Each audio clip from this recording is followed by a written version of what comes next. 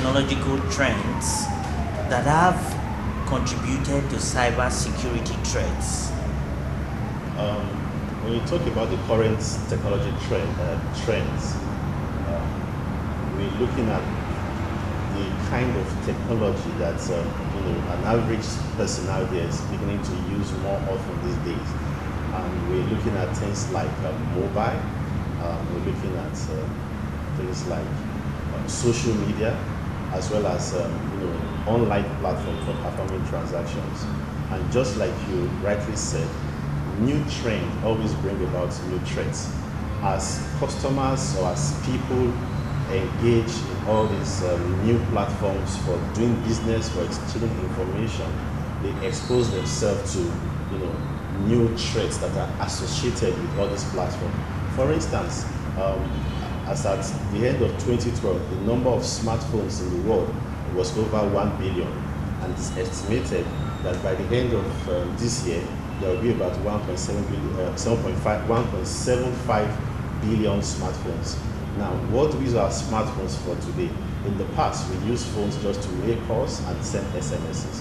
But right now, our emails, our confidential information on our phones, we do bank transactions on our phones, and we do a lot of our phones. And there are some, hackers who have started developing malicious programs that target, mobile phones, so they can steal people's credentials and steal people's information. So with the trend of mobile phones, there is also the threat, of malicious programs. So even on the internet today, you realize that we use internet for shopping, we do online shopping, we do online banking. Now, these are some of the new trends that we have seen, but they also come with their threats. Cybercrime has become a business that exceeds trillions of dollars every year. And governments of nations have lost so much to these obvious threats. To what extent, in your opinion, can these be curbed, if not eliminated? You're correct to talk about the fact that cybercrime seems to be everywhere today, and even the effects is in trillions of dollars. And I think it's just natural, because where you have people, you are likely to have crime. And cyber is just one of the means they employ to perform crime. So crime will always be with us. And because right now, businesses are now being done in cyberspace, there is that tendency for a lot of crime to be happening in cyberspace. And we are just starting. We should expect more. We are in for more. I love what Robert Mueller of the FBI once said. He said that there are two types of companies: those that have been hacked and those that will be hacked. What that means is that right now, cybercrime is everywhere, and everyone or every company or every government is likely to experience it. So it's no longer a matter of if, it is now a matter of when. Several years ago, we used to tell our clients to try to protect their systems so that maybe the cyber criminals don't have access to their systems.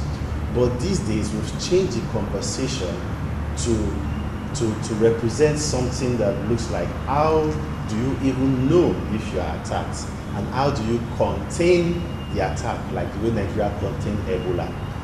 Look at when Ebola came to this country.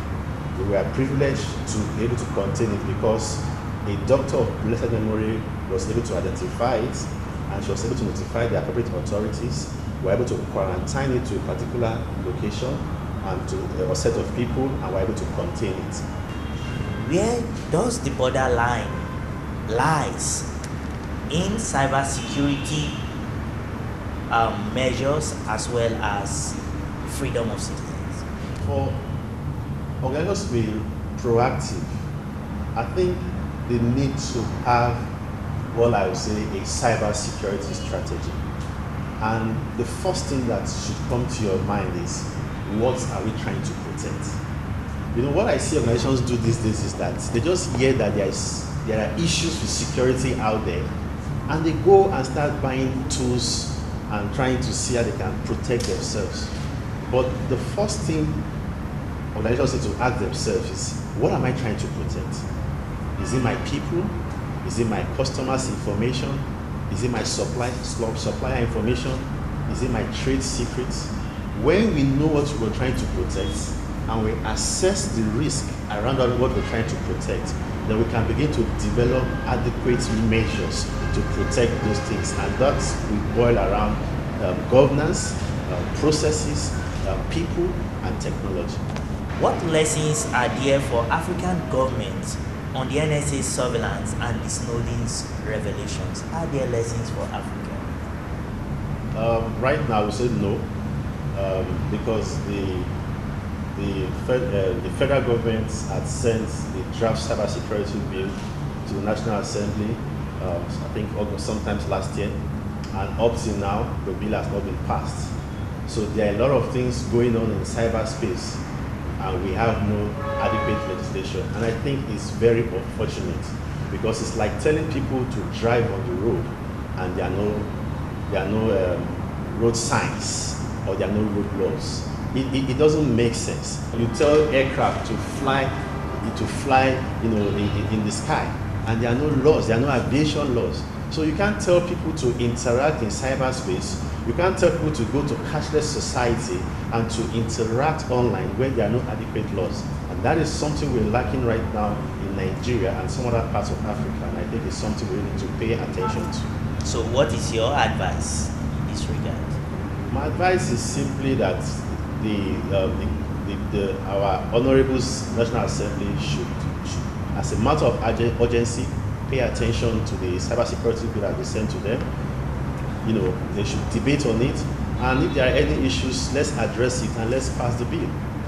The African Union says that a major challenge for African countries is the lack of adequate technological security to prevent and effectively control technological and informational risk.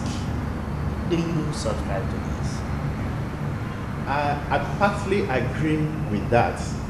I would say partly because saying that our major challenge is lack of technological security, that word technological security, I have so many issues with it.